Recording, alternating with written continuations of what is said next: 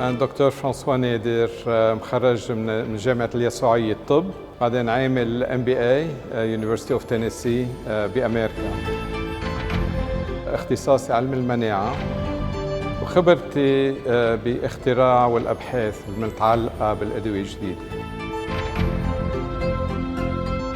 أنا كثير مبسوط اليوم نقدر نحكي عن كل هالأبحاث الجديدة اللي عم تنعمل لنخترع أدوية جديدة مع ريكاردو كارام.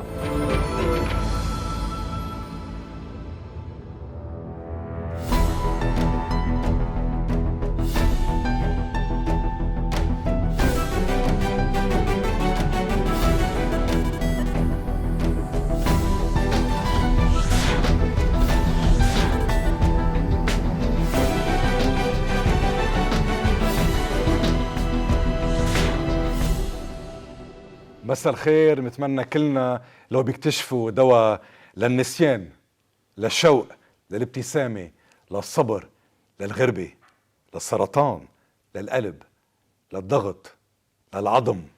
هو واحد من الرياديين يلي أحدثوا فرق في هذا العالم، عالم البايوفارما، وحقق ولو البعض من أمنياتنا.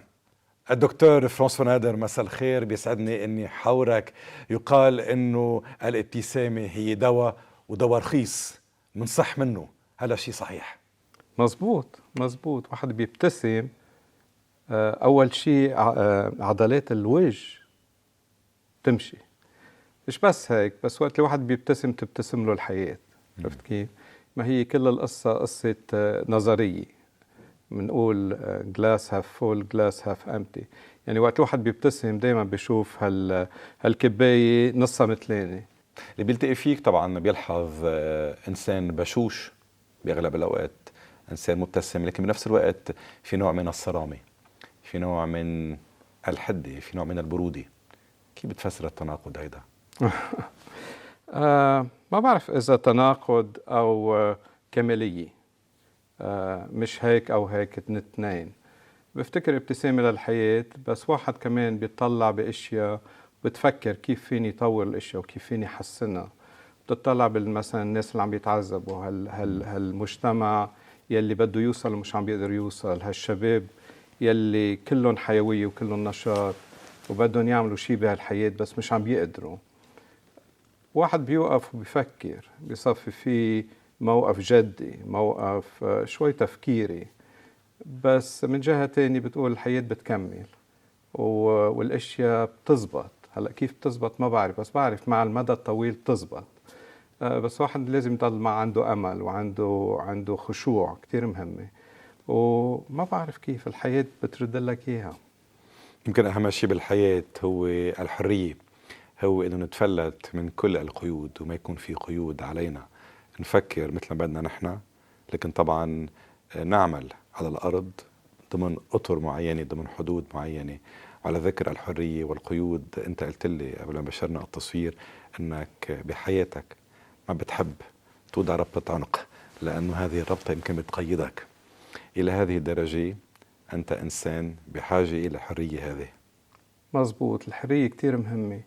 والحرية مش بس حرية جسدية، عندك حرية تفكير، عندك حرية روحانية كمان. وقت الواحد بيتقيد بالقيود ما في يبدع. لو واحد يبدع شو ما عمل لازم يكون حر بتفكيره، انه مش ديمان، مش within حدود معينة، لأنه الحدود بتسكر على الشخص. بتشوف الأشخاص اللي أبدعوا بحياتهم كانوا حرين بتفكيرهم حتى لو ما كانوا حرين جسديا. نيلسون مانديلا مثلا كان بالحبس ولكن كان حر بتفكيره، وبعدين عمل اللي عمله. غاندي، هالناس الكبار منهم كتير كانوا مضبوطين جسديا أو كانوا بالحبس أو كان عندهم قيود قوية كتير، ولكن فكرهم وروحانيتهم كانت حرة. مشان هيك أبدعوا قد ما قدروا أبدعوا. لو بقيت بلبنان، هل كانت حياتك مثل ما هي اليوم؟ أكيد لا، كانت مختلفة. هل لبنان بيكبل الحرية عند الشخص؟ هل لبنان بيوضعك بنوع من التزمت؟ ايه ولا، يعني في عنا مجتمع بلبنان وعنا محيط بلبنان يلي له الليميتيشنز تبعوله، له الحدود تبعوله. هلا في عنا بلبنان هل هالشعور نحو الكرياتيفيتي، يعني الابتكار الخلق اللي عنا اياها، وهيدي يلي خلتنا نحن ننجح برا. ليش؟ لأنه اللبناني بيبتكر وما عنده كتير، عرفت كيف؟ بأشياء بسيطة بيخلق أشياء كبيرة. برا غير شيء، برا عندك أشياء كبيرة وبتخلق أشياء أكبر، بس ما عندهم نفس الطموح اللي عنا إياه. وإذا نحن نجحنا برا هو لأنه تعلمنا هون من الأشياء البسيطة اللي عنا إياها، إن كان الحرب أو المجتمع السياسي أو المجتمع الاقتصادي أو المجتمع، حتى المجتمع اللي عايشين فيه هون، علمنا كتير. يعني وقت اللي نحن تركنا، أنا تركته ورحنا لبرا، أول شيء الأشياء العظيمة يلي مفكرينها عظيمة برا، نحن نطلع فيها نقول بالنسبة ليلي مرقنا عليه ما لها جنس الطعمة. عرفت كيف؟ إنه بتحطها بقالبها المضبوط. تعلمنا كتير ومشان هيك نجحنا. صحيح أنك لمست النجاح الكبير وعانقته بالخارج، لكنك دائما تردد وتقول أنا مدين للبنان، أنا مدين الجامعة اليسوعية، أنا مدين الحياة الكشفية، أنا مدين القيم الإنسانية والاجتماعية والأسرية يلي عرفتها بلبنان واللي قدرت تحافظ عليها بالخارج. أنت اليوم أحد عمالقة صناعة الدواء. أسئلتنا كثيرة لك، أنا بعرف أنك أنت ما بتحبذ الكلام، بتفضل العمل أكثر من أنك تتكلم وتبوح عن هذه الأسرار، أسرار نجاح هذه، لكن بدي أحاول ليلة أخذ منك الماكسيموم قد ما فيه. يعني أنت مستعد؟ حاضر. أصدقائي المشاهدين، فاصل وننطلق.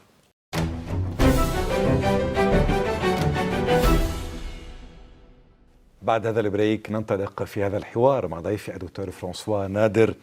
أنت كنت طالب في الطب في جامعة القديس يوسف في بيروت يوم اندلعت الحرب في لبنان. نلت شهادتك في العام 1981، ووقتها كانت الحرب اللبنانية في عزة وفي أوجها. ماذا تذكر عن تلك السنوات؟ كانت أيام صعبة على المجتمع، كانت أيام صعبة علينا. ونحن كنا بالفاكولتي، وكان عنا دور مهم كتير، ودور شوي فردي، لأنه من جهة كنا عم ندرس طلاب بالفاكولتي أكيد، بس كمان كان عنا دور إنه نساعد المجتمع من الناحية الطبية. ويلي أنا تعلمته من خلال هالأزمة اللي مرقنا فيها كان كتير مهم، مش بس من الناحية الطبية. كبرنا بسرعة، وكبرنا بأوقات صعبة، بس كمان تعلمنا إنه نشوف الأشياء من خلال زاوية معينة. شفنا العذاب، وشفنا الموت، وشفنا التعتير، وشفنا المصابين، وشفنا التدمير، وشفنا واحد بيكبر بسرعة، بينضج بسرعة كتير، بس بيفهم الحياة. يعني أكيد الظروف اللي مرقنا فيها كانت صعبة، ويا ريتنا ما مرقنا فيها.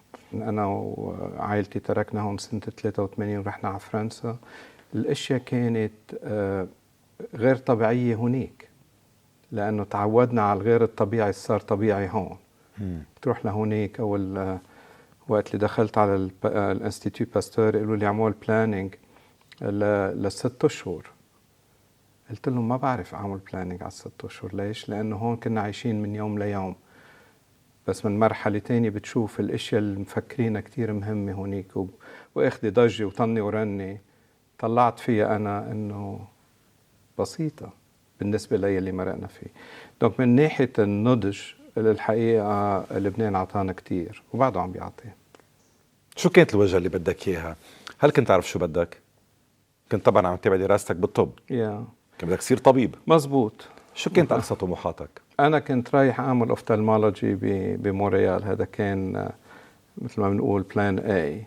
ولكن كنا بفرنسا، وكان وقتها مجوز، وعنا رالف وجيسيكا أولادنا، وكانوا صغار يعني. رالف كان عمره 3 سنين، وجيس سنة وشوي. وصار لي مناسبة، فرصة إنه اشتغل مع الانستيتيو باستور بباريس بدومين غير يلي كنت مفتكر فيه، يلي هو دومين الإيمونايزيشن، دومين الفاكسينز. وهالجو هذا كان كتير جديد، لأن وقتها كان عندنا الاتش اي في كانت بعزة، وكان في الهيباتيتس بي، عم نجرب نلاقي فاكسين للهيباتيتس بي. يعني كان من ناحية الطب ومن ناحية الريسيرش مرحلة كتير مهمة بباستور انستيتيوت، وانبسطت فيها وانغرمت فيها لقلك للحقيقة. كان بيي الله يرحمه يقول لي: طيب أنت مش عم بتحكم، لشو درست طب إذا مش عم بتحكم؟ جربت فهمه وقتها إنه بدل ما حكم شخص، كل شخص بشخصه، وقت اللي بتعمل مثلا فاكسينز فيك تحكم مليون و10 ملايين، بتحكم الإنسانية، بتحكم الإنسانية. يعني أنت شاركت في كتابة التاريخ، مزبوط، تاريخ الطب اللي طبعا تغير، تحول، تفرع إلى مجالات عديدة. وطبعا في هذا الشق، شق المناعة، هذا كان يجب العمل على إيجاد لقاح وراء لقاح. وكل ما تلاقي لقاح المرض يتطور، وكان يجب إيجاد لقاح آخر، لقاح جديد. فكان وقتها إنه هالامبيشن، هالطموح إنه تلاقي دواء جديد وتلاقي لقاح جديد لتعالج مليون و10 ملايين و100 مليون. والإنسانية كان إلى رغبة، بالنسبة لإلي كانت شغلة كتير مهمة. وصحيح هلأ تركت الطب، طب الكلينيكال ميديسن مثل ما بيقولوا، واتجهت مور تجاه الريسيرش.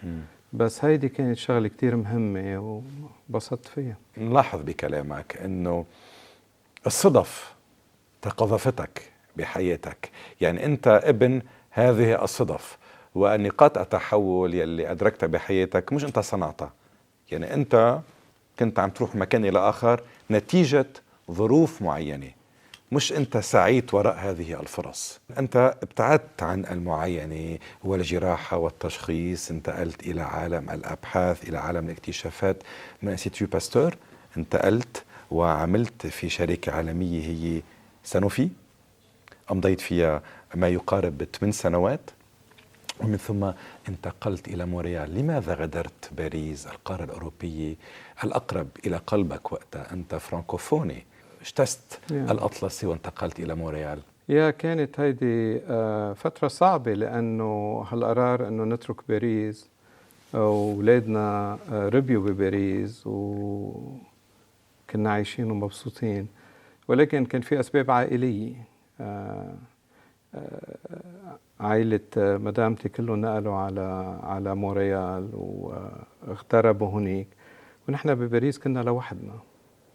بقى صار في شوية تنافس بين النجاح العملي إذا بدك، ومن جهة تانية كمان النجاح الأسري.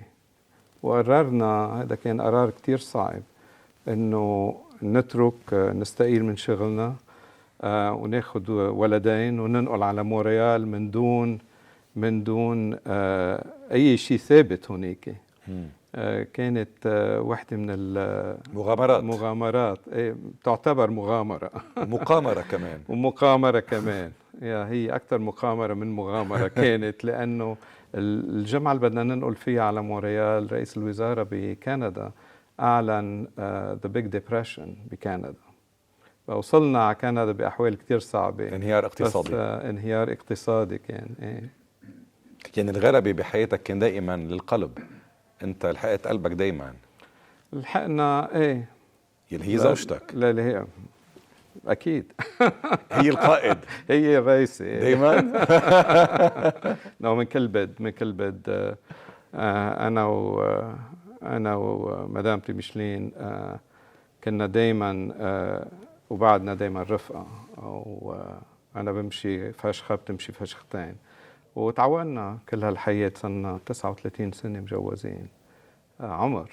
ولكن ترافقنا أنا وياها، وهي نجحت وأنا نجحت، بس ما كنا نجحنا لو ما كنا سوا. هذه الرفقة وهذه الصداقة هي اللي بتبقى بالحياة مزبوط. بعد ردح من الزمن بين شخصين طبعا بيتزوجوا بيعيشوا مع بعض وبينسهروا ببعض، يرقصون سويا رقصة الحياة، وكل واحد طبعا بيحافظ على خصوصيته، بيحافظ أيضا على حديقته السرية.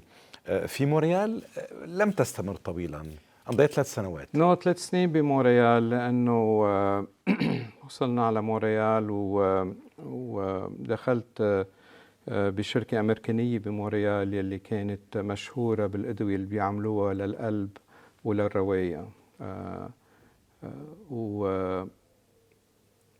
3 سنين، ومن بعد 3 سنين طلبوا مني لأنه صار في نجاح بالأشياء اللي عملناها بمونريال، طلبوا مني انتقل على المركز الرئيسي لشركة كانت اسمها ماريون ميرل داو بكانساس سيتي، يلي هو الميدويست، يعني بنص أمريكا. والحقيقة حكينا كتير أنا ومدامتي، لأنه أولادنا ما كانوا يحكوا إنجليزي، نحن ربيانين بباريس وبمونريال. بقى كانت مهمة كتير صعبة، ولكن من جهة تانية شفنا إنه في بالطموح تمعنا يمكن أمريكا تقدم لنا أكثر ما كندا كانت مقدمت لنا. وكان في كمان وقت كنا عم نحكي إنه واحد seizing the opportunity، من كل بيت كانت opportunity كتير فظيعة لإلنا، ونقلنا على أمريكا. أولادنا ما كانوا يحكوا إنجليزي. كسبت التحدي، وبعد 6 أشهر الأولاد قدروا تابعوا المنهجية أو منهج الدراسة الأمريكي. طبعا ما كانت مهمة بسيطة وسهلة. منشوفك من بلد إلى آخر، من مكان إلى آخر، من شركة إلى شركة أخرى. هل البحث عن الحلم هو كان المحرك الأساسي اللي عم يدفعك إلى هذا التغيير؟ الحلم تبعي كان إنه بعده إنه كيف فيني آخذ اللي بعرفه وآخذ اللي بتعلمه لنعمل لنقدر نحاول نساعد البشرية. هيدا بالنسبة كتير مهمة. هلأ كل واحد بيساعد بطريقته، وكل واحد بيساعد بإلهامه، وكل واحد بيساعد بالأشياء المنيحة فيها. أنا الأشياء اللي فيني ساعد فيها إنه أخلق أدوية جديدة وأعمل علاجات جديدة لنلاقي طرق لنعالج أمراض أوقات ما لها دواء، أو الأدوية العلاجات الموجودة حاليا مش كافية. وكل حياتي جربت أخذ هالتعليم الطبي اللي بعرفه وزدت عليه الريسيرش اللي عملتها لنجرب نلاقي علاجات للإنسانية. ونجحنا بكتير أشياء، وفي أشياء بعدنا عم نشتغل عليها، بعد في أشياء، والعمر طويل، وبعد في كتير أشياء عم نعملها. الأحلام كتيرة. يعني هدفك الأساسي هو توظيف المهارات هذه اللي اكتسبتها، التجارب يلي خطة في سبيل الآخرين. مزبوط. الليلة عندك فرصة أنك تتشكر شخص ساعدك بحياتك، لمن تقول شكرا؟ في كتير أشخاص. مين غير لك مجرى حياتك؟ في شخص، كتير أشخاص غيروا لي مجرى حياتي، لأنه الحياة بتمشي، ومثل ما كنا عم نقول بالأول توصل لمرحلة وقت اللي عارف وين بدك تروح بيخلق هالشخص وبيساعدك توصل للمرحلة الأخرى. يعني حياتي كانت مراحل، وفي أشخاص ساعدوني بكل مرحلة، فتحوا لي الباب أو عطيوني المفتاح. هلأ كلنا بنلتقى بهيك أشخاص بالحياة، بس أوقات ما بناخد المفتاح. أوقات إذا أخذنا المفتاح ما بنعرف كيف نفتح الباب.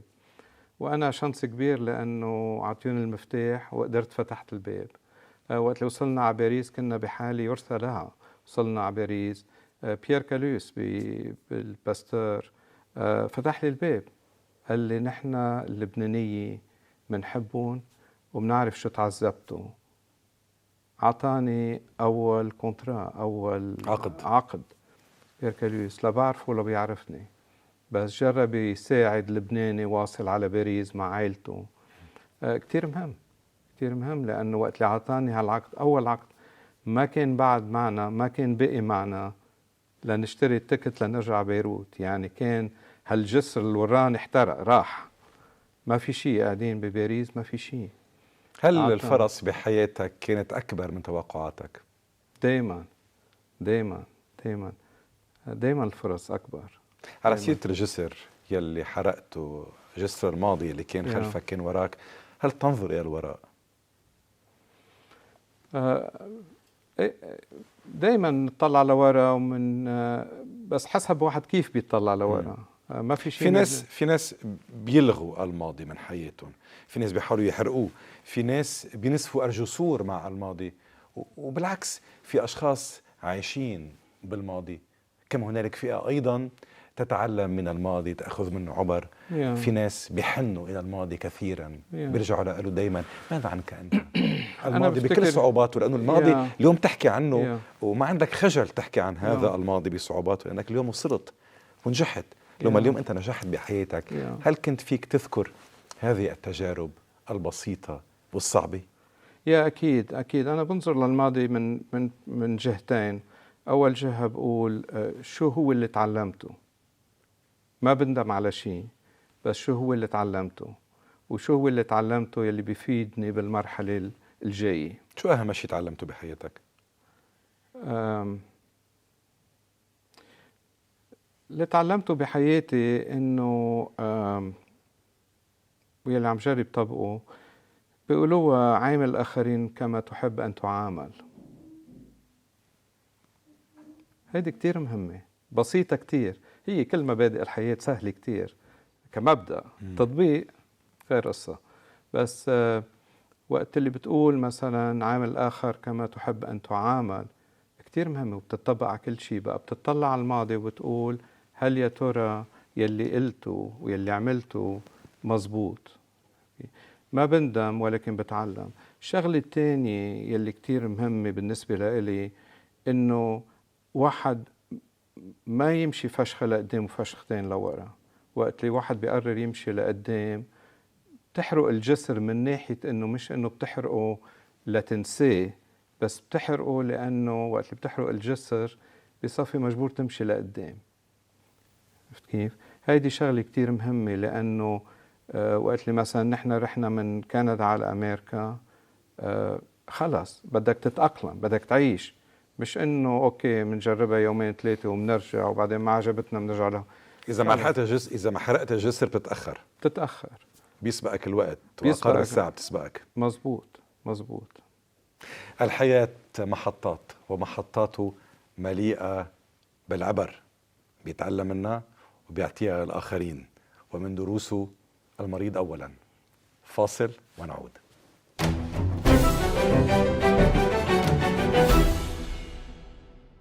بعد هذه الاستراحة نعود لمتابعة هذا الحوار مع ضيفي الدكتور فرانسوا ناظر. شغلت منصب الرئيس والمدير التنفيذي في NPS فارما بين عامي 2008 و2015، ونجحت بتحويلها إلى شركة عالمية رائدة في مجال التكنولوجيا الحيوية اللي بتركز على تقديم علاجات مبتكرة لمرضى الحالات النادرة. نجحتم في هذه الشركة في تقديم دواءين لمرضين نادرين من أصل 10 كنتم تعملون عليها. عمل طبعا مضني مكلف، لكن في المقابل جميل. خرجت NPS من ورطتها المادية معك، وحولت أنت إلى شركة عالمية رائدة، وانتهت أيضا معك إثر استحواذ شاير إلها مقابل 5.2 مليار دولار. ما هي الدروس يلي تعلمتها ما بين البداية والاستحواذ في هذه الشركة؟ كانت مغامرة ومقامرة، بنرجع نفس الشيء، لأنه وقت اللي أخذت NPS كانت قريب التفليس. كانت شركة بحالة يرثى مثل ما بيقولوا. وقت اللي أخذت الرئاسة نظرت إلى الشركة وجربت شوف كيف بينعمل من الليمون ليمونادة. ويلي عم بقوله إنه وقت اللي اطلعت فيها كان في طريقين الحقيقة. الطريق السهلة إنه شركة قريبة التفليس خليها تفلس وبننسيها. الطريقة الصعبة كانت إنه هل يا ترى فينا نقلبها، فينا نغيرها، فينا نطورها، فينا نعمل شيء اللي ما بينعمل. وقت اللي أخذت الرئاسة ما كان في شيء أخسره الحقيقة، لأنه كانت الشركة بحالة يرثى لها، ومثل ما عم بقول إنه واصلة على الآخر. طلعت ولقيت في شغلتين ثلاثة مهمين. الشغلة الأولى كانت في وبعد في أمراض ما إلهم دواء، ما إلهم علاج. الشغلة الثانية طلعت إنه كان عنا 2 برودكتس يلي هن ممكن يتطبقوا ونطورهم لنعالج مرضين كمان ما إلهم علاج. الثالث طلعت بالفريق اللي معي التيم، ولقيت إنه فينا نشتغل وفينا نعمل شيء كبير. والكبير مش المبلغ اللي ذكرته اللي هو المبلغ كبير، بس الأهم إنه هل يا ترى فينا نخلق شيء من مشي. وكانت المغامرة بالأول بلشت مغامرة لأنه الحقيقة عم نشتغل، بعدين صارت مغامرة على جميع الجهات، لأنه كان بدنا نرجع نبلش نبني من جديد. طيب ماذا عن المجلس الإدارة؟ ماذا عن البورد؟ هل وافق معك على هذه الخطوة؟ كيف أقنعت هذا المجلس لخوض هكذا مغامرة؟ مثل ما قلت وحكينا قبل، في أوقات شخص واحد بيغير الدنيا. وفي شخص وقف على البورد وقت اللي كنا بصعيد إنه نسكر الشركة، وقال لي إذا الشركة كانت لإلك بتسكرها أو شو بتعمل؟ بقى طلعت فيه قلت له إذا لو شركتي لإلي أنا ما كنت سكرتها، لأنه في شيء فينا نعمله، ولكن البروبابيليتي إنه ننجح كتير صغيرة، في ريسك. وعطاني الثقة وعطاني السبورت إنه أقدر أعملها. رئيس مجلس الإدارة بيتر تومبروس من الأشخاص يلي كمان ساعدوني بحياتي، لأنه كان من الأشخاص اللي وقفوا معي وقت اللي ما حدا كان واقف معي. وبنينا وبلشنا نكبر وبلشنا نعمل هالديفلوبمنت، وأخذنا كانت مش سهلة أبدا، ولكن عملناها كمان بطريقة جديدة، إنه فريق جديد، فوكس جديد. الأمراض اللي عم نعالجها ما إلها علاج، وكمان أخذنا مش بس شو عم نعمل، بس كيف عم نعمله. وحكينا أنا وياك بهالنوشن أوف فاليوز، يعني شو هن القيم يلي بدنا نبني هالشركة عليها. والقيم كانت أهم شيء. كل واحد فيه يعمل كتير إشياء، بس كيف عم نعملها كتير مهمة. والقيم اللي بنينا هالشركة عليها كانت أساس نجاحنا. أنت يلي فوضت شركة شاير، وأنت يلي أبرمت عملية الاستحواذ هذه، كيف بتفوض؟ كيف بفوض فرانسوا نادر؟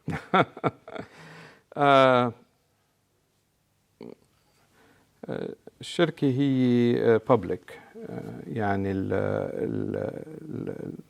الانفسترز بالشركة هن institutional investors. وفي نهار دق التليفون وكان رئيس الشركة شاير تلفن لي قال لي نحن بنحب نندمج مع شركتكم.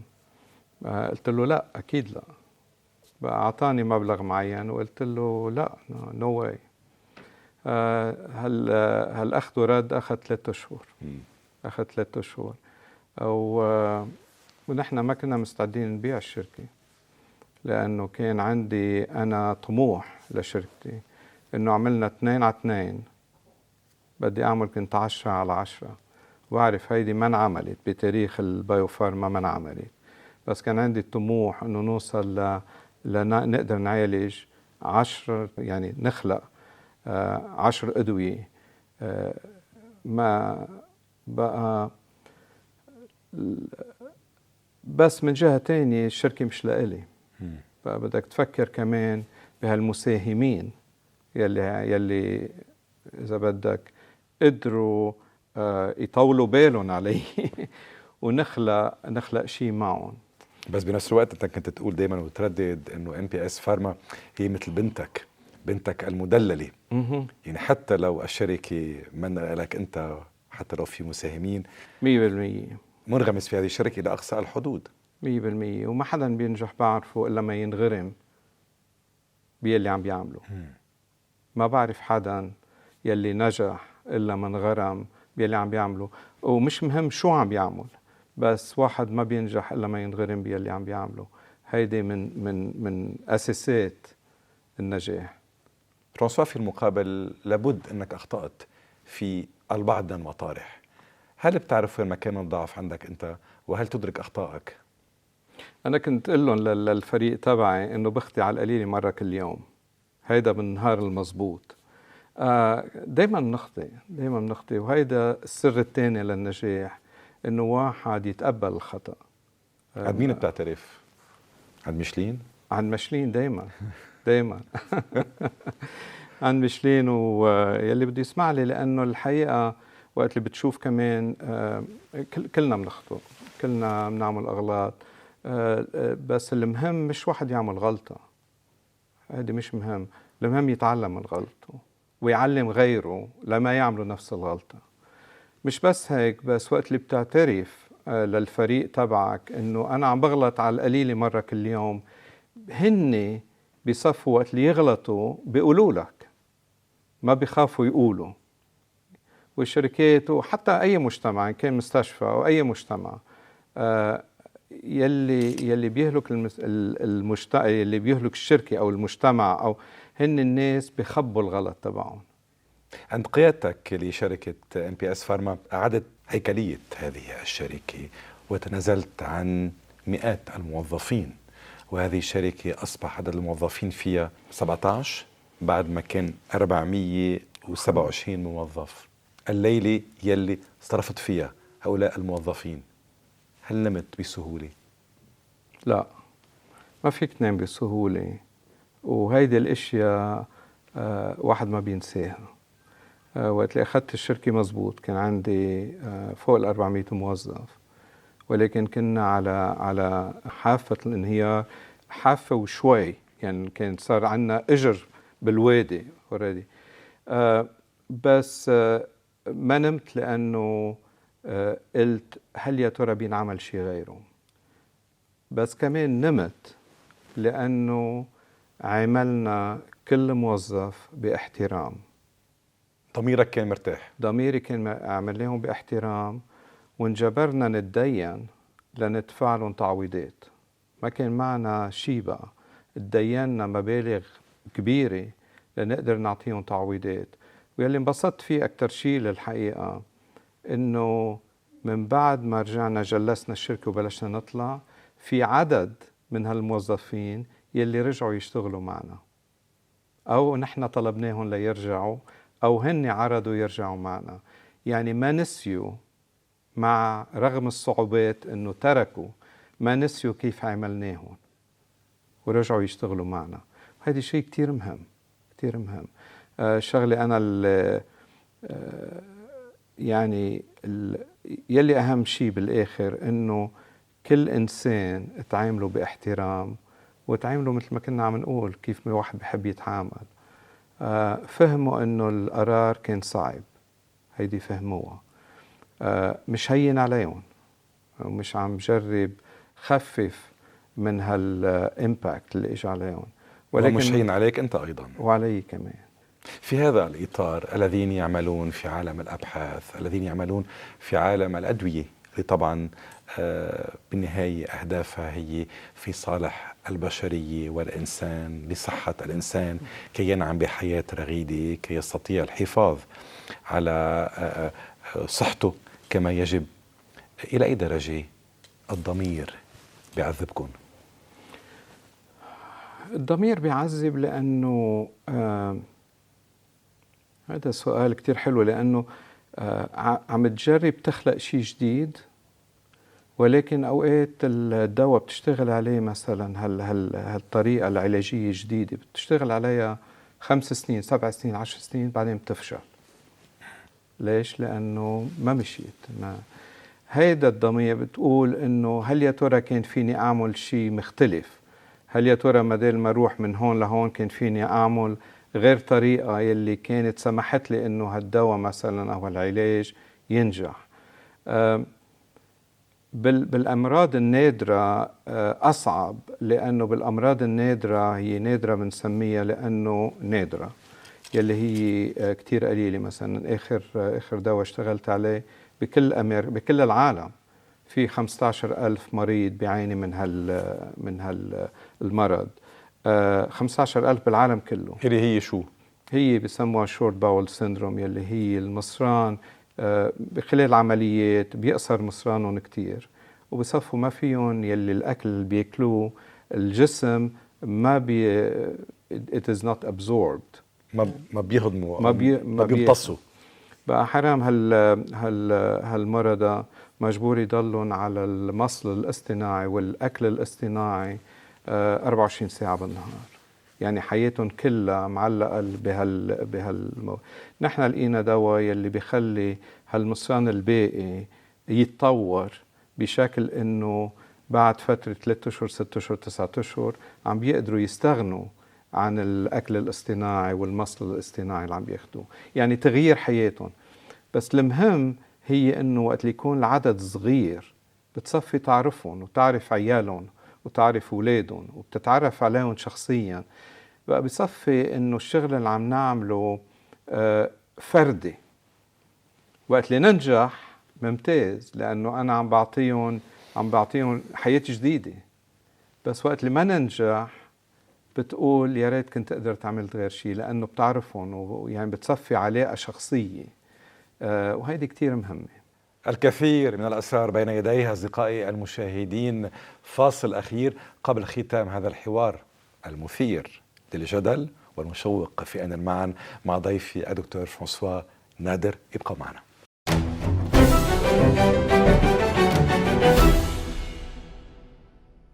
الفصل الأخير من حواري مع الدكتور فرانسوا نادر. مساء الخير مرة تانية. الأدوية اللي صنعها الإنسان لمقاومة الأمراض والتخلص منها أصبحت وسيلة دمار بتتسبب في حدوث أمراض أخرى، تشوهات، عاهات.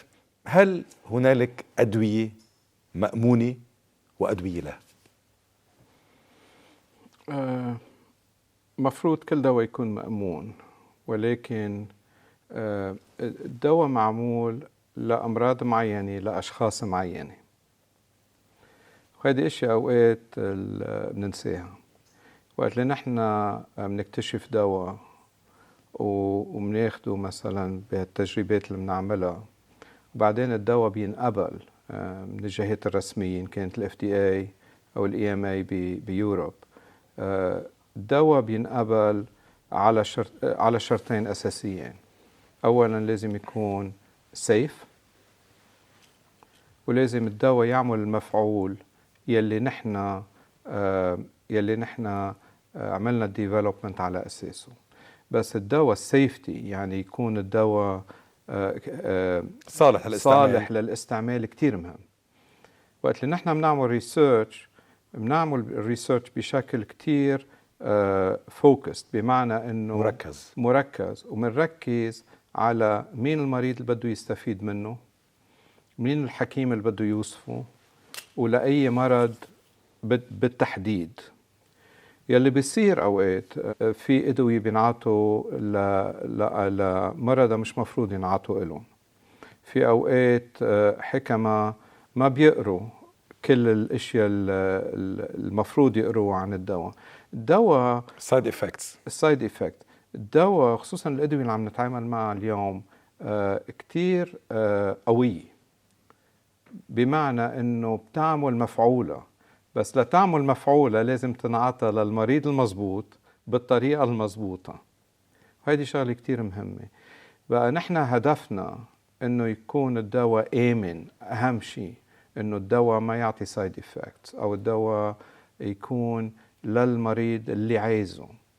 إذا أمان الدواء بتحدده ال FDA، يعني هي إدارة الغذاء والدواء، وطبعا يذيل هذا الأمان بعبارة صالح للاستعمال، لكن بنفس الوقت هنالك من يشكك في وجود قطب خفية ومخفية تعترض هذا المسار.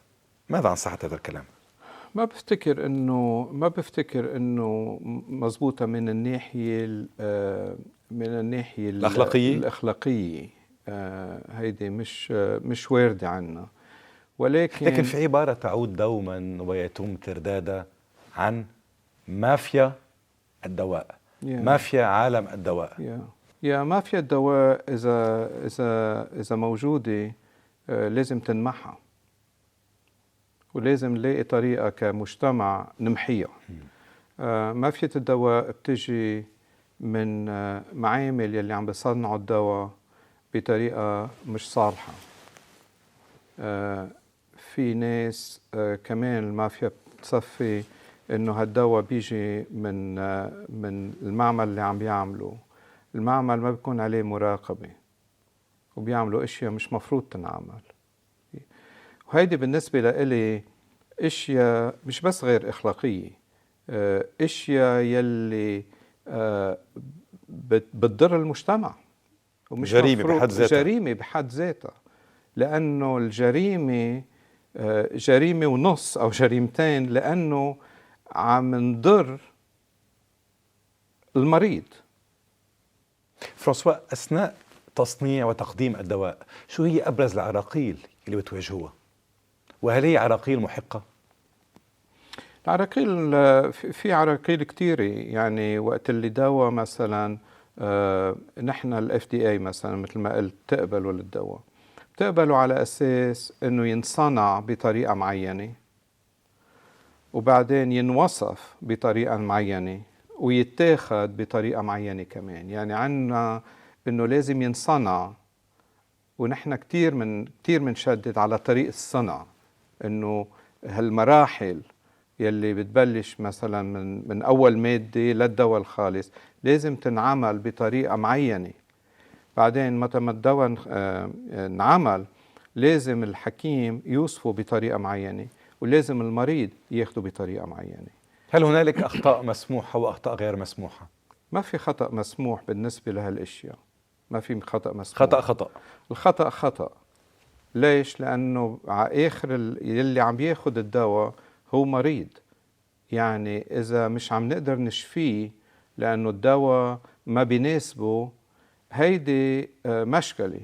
بس إذا عم نضر المريض هيدا جرم، وهيدي مش مقبولة أبدا، مش مقبولة بأي مجتمع. وأنا بأسف كتير إنه بعد عنا مناطق ومجتمعات يلي بتخلي وبتخول يصير في هيك إشكاليات. لازم تكون tolerance zero مثل ما بنقولها. يعني مش مفروض كمجتمع نقبل. شئنا الاعتراف أم لا، المال هو المحرك الأساسي لمختلف الشركات. لا بقاء لأي شركة إذا لم تكن شركة رابحة. وفي المقابل دائما ترفعون شعار المريض فوق كل اعتبار، المريض فوق كل المعادلات. كيف بتفسر هذا التناقض؟ ما في تناقض، هي complementarity.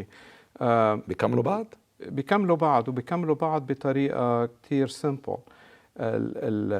وقت اللي بتوصل لمرحلة الريسيرش، هالأبحاث اللي نعمل، الأبحاث بتكلف كتير. والأبحاث هالأموال، تمويل الأبحاث بيجي من جهتين. أول جهة حكومية بأمريكا مثلا NIH أو الجامعات بيمولوا الأبحاث، بس بيمولون لنيفو معين. تاني بيجي من المساهمين يلي قرروا يمولوا شرك أدوية أو يمولوا الأبحاث. مثل ما حكينا بالأول، هيدا التمويل كأي تمويل، كأي انفستمنت، لازم يرد له إيراد للإنفستور. نحن بالبايوتكنولوجي والبايوفارما نحن بدومين يلي هو يعني البروبابيليتي انه ننجح كتير قليله. نقبل ليقبل هالمساهم يحط ويمول ونطلع للمليار ونص او مليارين بكل دواء، بده يلاقي نتيجه. كلنا الموجودين هون معرضين لشتى نوع من الامراض. فرانسوا نادر، اي دواء انت بتقبل تاخده من دون اي تردد؟ ولا دواء. ادفل مثلا؟ ادفل له سايد افكتس. اي دواء بناخده عنده سايد افكتس. ليه ما بقبل باخد اي دواء اذا عايزه، واذا الحكيم والطبيب قرر انه هيدا الدواء هو لازم للمرض او كعلاج للمرض اللي عندي اياه. مشان هيك مثل ما قلنا بالاول، عندك الدواء، عندك الطبيب، وعندك المريض، هول الثلاث اشياء لازم يمشوا سوا. هنالك سؤال بحير كل الناس: لماذا حتى اليوم لم يتم اكتشاف دواء ناجع لمرض السرطان؟ لأنه السرطان مش... هل في نية لإيجاد دواء؟ 100%. يلي صار إنه اليوم في كتير سرطانات عم نقدر نعالجها، والمرضى عم بعيشوا فترة أطول. يلي بعد ما توصلنا له هي الكيور، الشفاء، وهيدي اللي عم نشتغل عليها اليوم.